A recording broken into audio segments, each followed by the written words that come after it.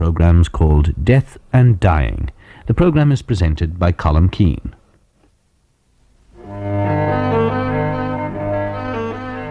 On today's programme, we're examining the symptoms and the effects of bereavement. We'll be hearing from people who've lost a spouse, a parent, a child, and from families who've suffered from the trauma of murder or suicide. We'll also be hearing from Professor Anthony Clare, Medical Director of St. Patrick's Hospital in Dublin. But first, to a form of bereavement that many describe as the most tragic of all, bereavement by stillbirth. The following is from an interview which you'll be hearing in full later in the series. It's an interview with a woman in her late 20s named Andrea, who describes how she lost her baby in May of last year. I can still feel, I don't think I'll ever forget it, I can still feel my daughter's body being expelled from me. It was like a tearing effect.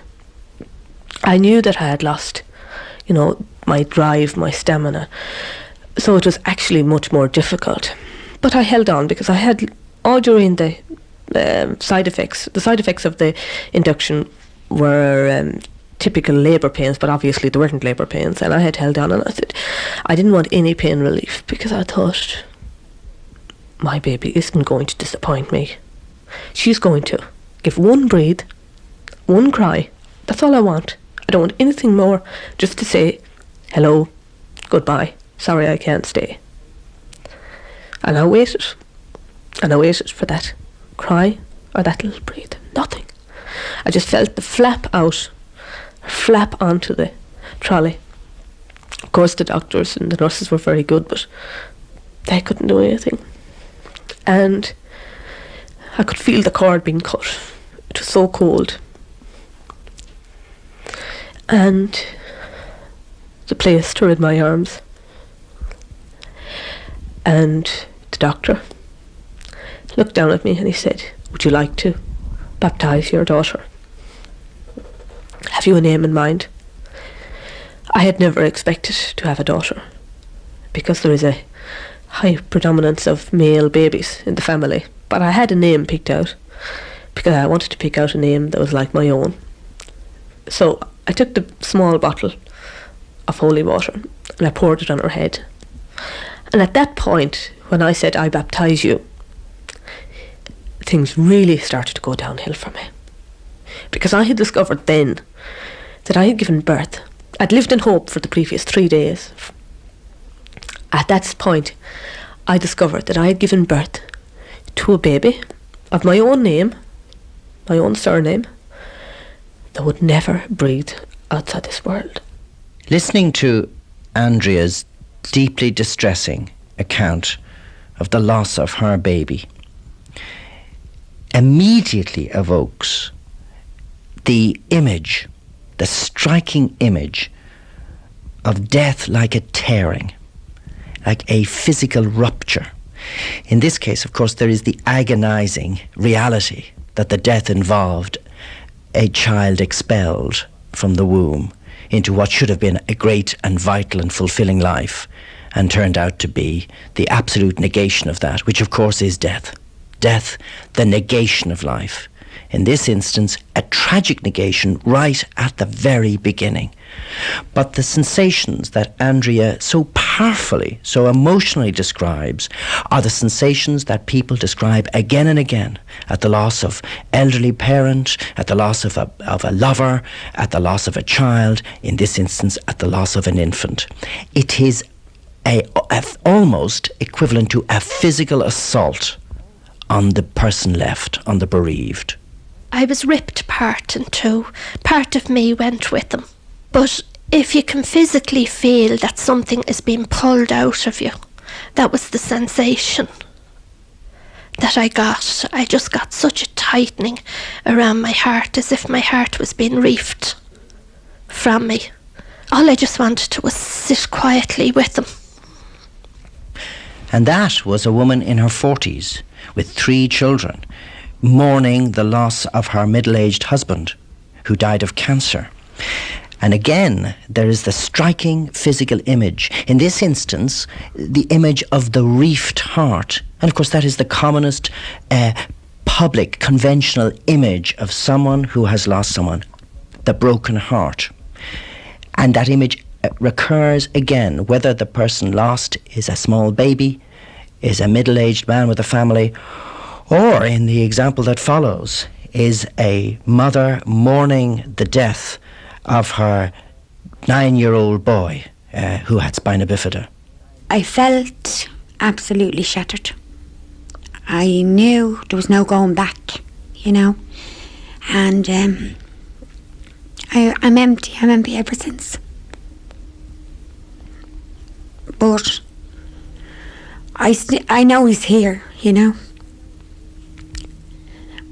but I can't fill the gap. I was even going to try for another baby, but it wouldn't have worked, you know. It's still there, you know. People say to me, it gets easier, but I don't think it does. It'll always be there.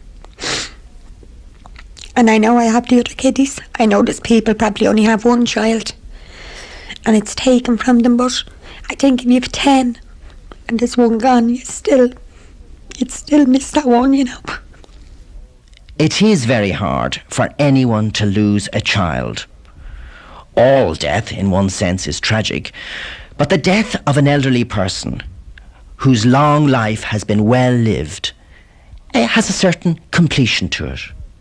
Unlike the death of an infant on the verge of life, or a child whose life is just beginning, or as we hear from this stricken father, of the murder of a person on the verge of adulthood in late teens, the father almost as physically violated, as physically fragmented as his dead child, as he contemplates that life that might have been, but was cut down and obliterated in a moment. There is an actual, like, you are actually broken. You're physically broken. You're physically. So much of your energy has gone into seeing something grow into beauty, whatever. And it's taken away from you for no reason. Where in other deaths, there's an expectation that one goes through the norm, that you grow old and you die. And while it can be quite sad to lose one's parents, and I wouldn't belittle that, it has no comparison to when you lose a son or a daughter. Absolutely none. There is no comparison. Death inflicts such a savage pain on many who survive that it is hardly surprising that part of the reaction includes a kind of amnesia, a kind of anesthesia, which all of us will experience. But in most instances, it concerns the immediate aftermath of the death, the immediate events, the days and the circumstances surrounding the death itself. But in a somewhat more extreme form, as we will hear in this account provided by a woman in her 50s who lost her husband tragically, the pain can be of such an order that the accompanying amnesia, the anesthesia, can persist to an extreme form over a year or more. I cannot remember coming home that evening. I cannot remember neighbours or friends, and I'm sure there were a lot. I cannot remember going to the church that evening. I cannot remember going to any church or any cemetery the next morning. I can't remember that evening. I really cannot remember any of it. Can't remember any of it. The only thing I remember is getting up on the Sunday morning, it must have been Sunday morning, and walking down the garden in my dressing gown. And I did that for many months. I very seldom slept, and I would get up, and that was my pattern. I would get up and walk all around the garden for a long time. Now, one of the contributory factors to the amnesia occurring around the death and burial of a person, so well described just now, is the fact that that is an exceedingly busy time. There are plenty of people around. There are meals to be prepared. There are emotions being expressed and memories being recalled, such that the person bereaved is distracted. And later, trying to recall how he or she felt and what actually happened, there is considerable difficulty identifying any of the details. And this is well described by Bernie, the mother of a son who died of cancer at the age of 5 years and 8 months. And she recalls with some difficulty the 2 or 3 days immediately surrounding that event. I know this probably sounds crazy, but I think them 3 days are the easiest days, because you've such a volume of people walking in and out that it's like a roller coaster. And you've people coming in, and people are coming in and they're getting upset. And you find you're saying to them, "Oh, are you okay?" Whereas you seem to be the stronger one, stronger than the person that's coming in to see the show for some crazy reason. I don't know what it is, but you seem to be consoling people that's coming in and getting upset. But you sail them 3 days, you sail through. Now, all the activity that surrounds a death and burial is not just a distraction, but, as that woman well describes, can itself be a source of considerable strength. But just listen to this woman who lost her mother of cancer when she was in her early 60s. And you get the feel of how much the coming together and the emotional support, in a sense, the celebration of the life that has been lost, itself consumes those first few days and leaves the process of grieving to occur or to commence a little later. What I was totally unprepared for was the reaction of other people the morning after my mother died. Just people arrived and said, "I'll make sandwiches for you, I'll cook this, I'll cook that, I'll bring them." A next door neighbour by 2 o'clock had arrived with huge trays of sandwiches and roast of meat. And cousins phoned and said, "I'll bring this, bring that." You don't have to do anything. The small things that people thought of. I mean, it was like a procession of people to the house. Nuns and colleagues of my mother's, neighbours, friends. They were just incredibly good. And I think that is a very, very helpful thing. This support that people give. I mean, I think it's quite typically Irish, the way we handle it, that everybody comes together. It was amazing. But then reality sets in. The funeral party is over. The people go home. And ordinary everyday life, which in a sense has been suspended, starts once again to grind on. And it is then the full impact of the loss begins to be felt, and the painful gap, the absence, is noted. I shop once a week, my meat and all kind of, and I freeze it, and kind of often I might go out to the kitchen to take something out of the freezer, and I tended to cook maybe 2 meals because Noel was a very plain eater.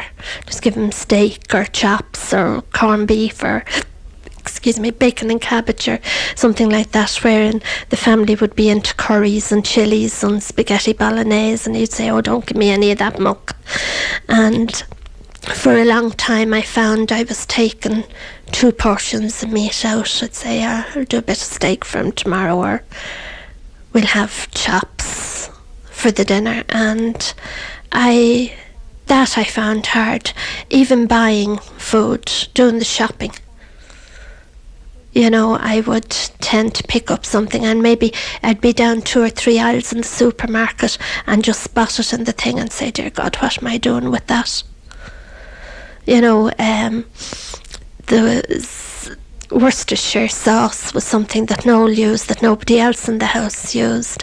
And at one stage I went to the press and discovered I had 3 bottles of it in, where I'd buy it. Not so much forgetting, but just that it was so much a passion to my life that these were things that he used and were no longer needed.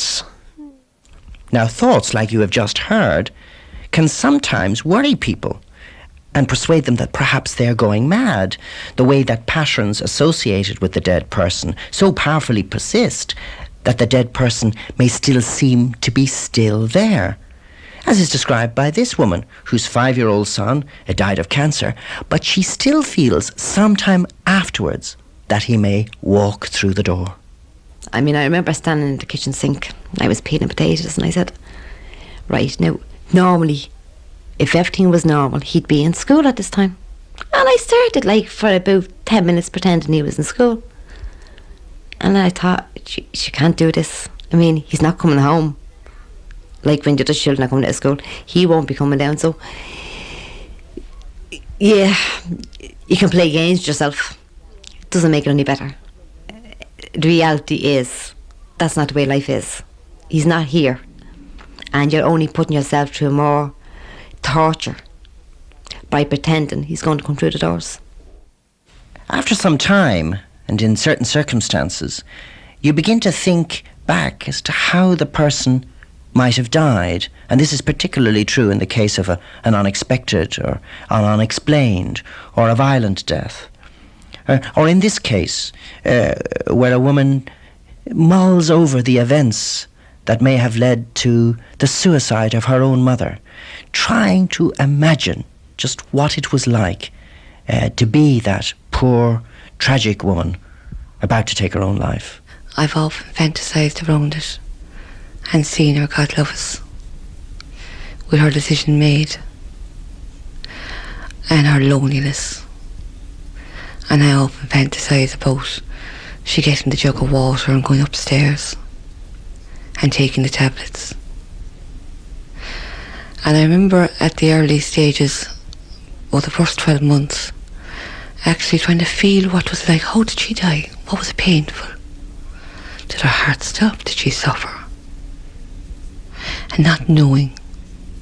And I remember one night I had a dream, and I dreamt that was in some way I was connected to her. It sounds strange, but I woke up with a start as if, and the answer I got was, she got a heart attack, her heart stopped from the tablets. No, whether that's true or not, I don't know. But I remember saying to myself, that's what was how she must have felt.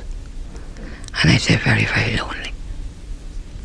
As time passes, more practical things change. For example, a married couple is transformed into a single parent. There are no longer joint decisions. There are no longer split roles. There's no longer sharing. All the tasks devolve, quite unexpectedly often, onto one pair of shoulders. And this is well described by a mother of 10 whose husband died of cancer, leaving her to be effectively mother and father to the family.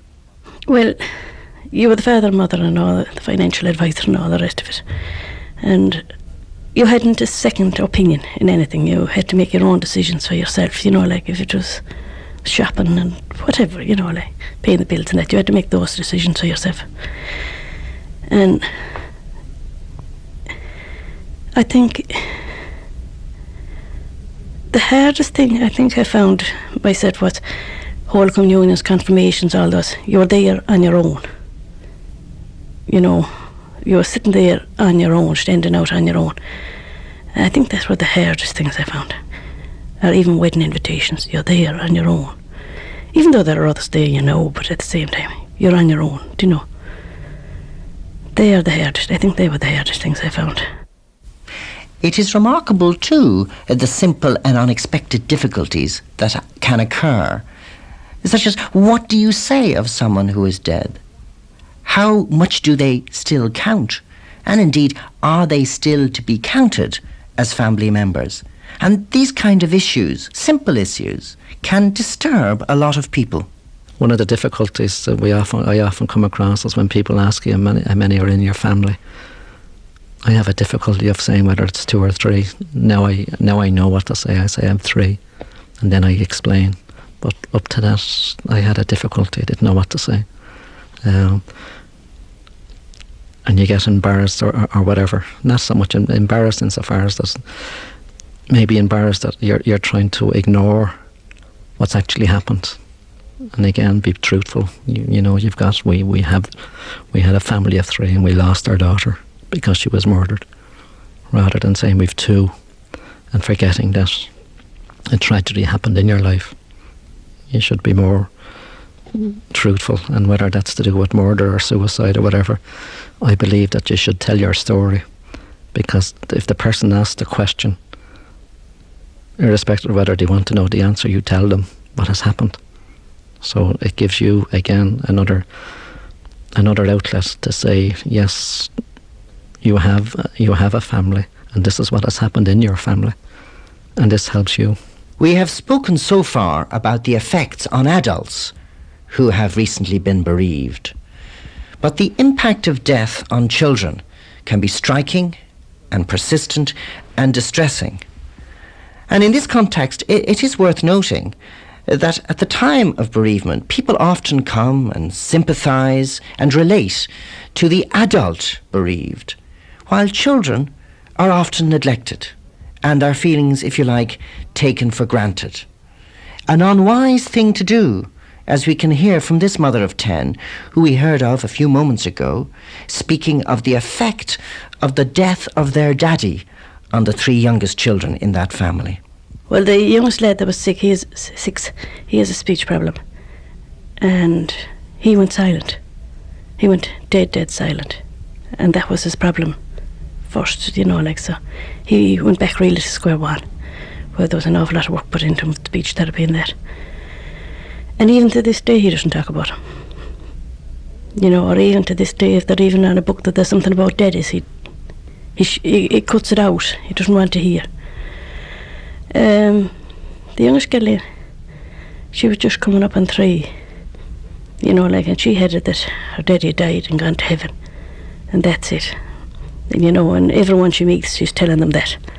But if she's working with you even today, or even now she was going to play school and now she's gone into national school, and she thinks the Montessori teacher is dead, anyone that goes out of her life are automatically dead and they're gone to heaven. You know, and the same way with the doctors, well, the nurses and them, when they were coming around to Paddy, when he died, she thought that they died with him. You know, it has that effect on her. The other little girl, she cried her eyes out the day of the funeral. She really cried her eyes out. But she seemed to have got it over her in them days, you know. She's gone on to being her kind of, what you call her normal self. Do you know? Time, it is said, is a healer, and as it passes, the impact of death, the pain of loss, eases. But in some, the grief reaction can be excessively prolonged, to the extent that a person's life becomes seriously impaired. Now, there is no average, or normal, or correct time for grieving.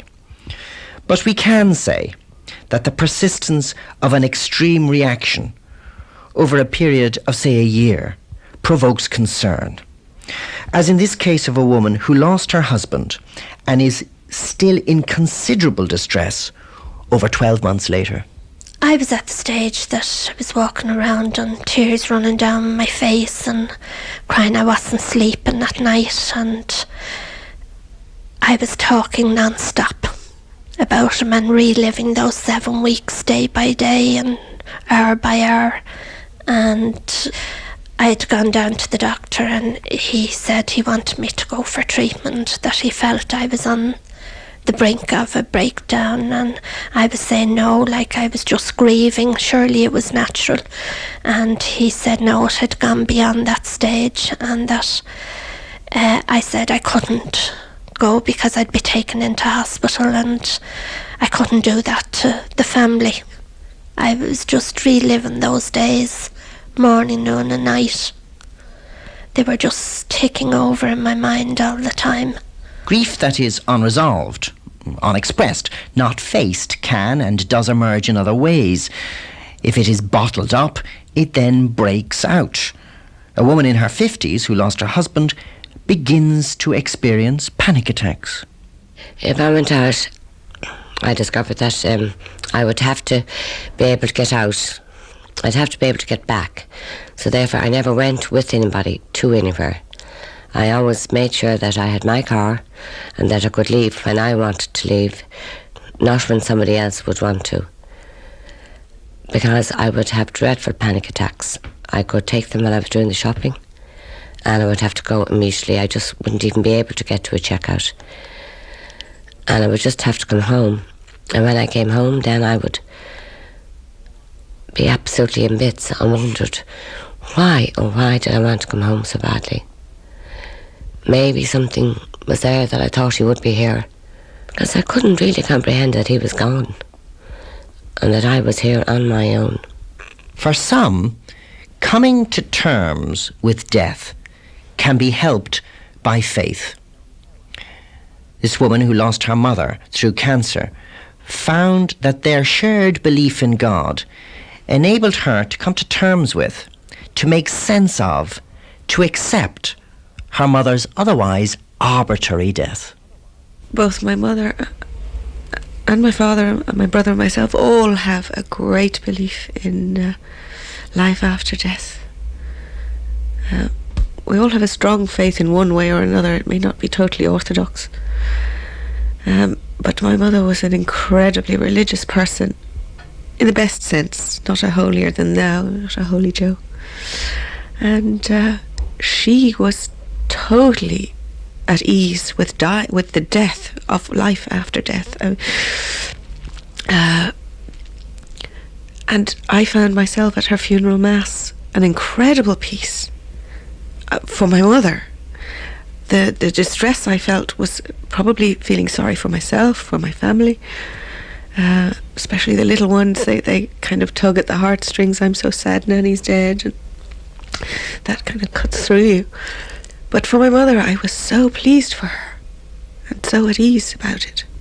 One of the purposes of religious belief, as acknowledged by believer and non-believer alike, is its explanation of life's mysteries, one of which is death itself. And as we have just heard, faith in God can help a person make sense of the otherwise seemingly pointless loss of a loved one. But of course, the God who helps make sense of death is the same God who permits it, a fact that can provoke some angry feelings indeed in the heart of the most devout believer, as we hear from this woman who we've heard from before, mourning her husband. You know, I have stopped being angry with God. I suppose that's just a phase everybody goes through. I mean, I hated God, hated anyone talking about him, because he had taken the person I loved most. So how could he be a loving God? But I've stopped that, and I sort of go back to Mass and things like that now, things that I wouldn't have thought of doing a year ago, that I couldn't have done a year ago. And so hopefully I will get some contentment, some sleep-filled nights. For all the support, for all the consolation, for all the passage of time, death leaves a void that is never filled, an ache that is never totally relieved. From time to time, sometimes quite unexpectedly, a memory floods into consciousness with a vivid intensity that serves to remind the bereaved that in one unarguable sense, the dead are always with us. I wasn't right, you know, but I knew I had to keep going for his sake, and I knew I had to go for them other kids, you know. Like, it's the emptiness, you never fill that. No matter how many children you have, you never fill the emptiness. It's there all the time. You see, I can't explain it, but there's a hole. It's a hole, and you can't fill it. This is what it is, you know. And I mean, there's days I'm grand. There's days I get this awful emptiness, and I can't get rid of it, you know. And as I said, I go to work. Lucky I go to work, I think. And I think if anybody was in my position, anybody at all, I think they have to go to work, get out of the house. It's the only way, you know. But there's not a day goes by that we don't, the whole family, I mean, something could happen here today, and I'd say, that's exactly what he'd do now. You know, there's always something happens that he would do. And like, even the kids themselves, there's certain things would happen here, and even to this, oh, do you see, remember Andrew used to do that? You know, they never forget. Often, no doubt for the best of reasons, we console the bereaved with the simple refrain, you will get over it. But in truth, you never do. I haven't woke up one morning without her being in my mind. It's everything I do, I think of her. She's there. She's like as if she's sitting beside me here today. Maybe I shouldn't. I just cannot. I cannot do anything. But I mean, I think of her. There is 4 of us: my husband, myself, my son, and my daughter. Many people would say to me, "You're young yet. You will have another child, another baby." But that's not. That doesn't. Yes, maybe right, maybe not. But my baby still, you know, was an individual in herself, and I treat her like that. I just cannot stop thinking of her. I like to have time to myself, that I can think and imagine. And I feel it helps me, because I feel I've came a long way in this grief process. Mourning is a process, and there are many and varied ways that we cope. And again, it is important to remember that there are no right or wrong ways. The mother of the child of 5 years, 8 months who died of cancer describes her own particular pattern. I go to the grave every day. It's only 5-10 minutes in the car, and it's a major part of my life. I feel, and everyone has their own point of view, and everyone goes when they want to go themselves. For me, it works that, I suppose, driving myself, it only takes me a couple of minutes to get down. And if Glenn was here, I'd be running around after him all day. I'd be cooking for him. I'd be playing with him, or doing whatever you do for your children. So for me to drive 5 or 10 minutes down the road, to spend a couple of minutes at the grave, I'm doing something still for him. Again, in the case of the woman whose mother committed suicide, she has made her own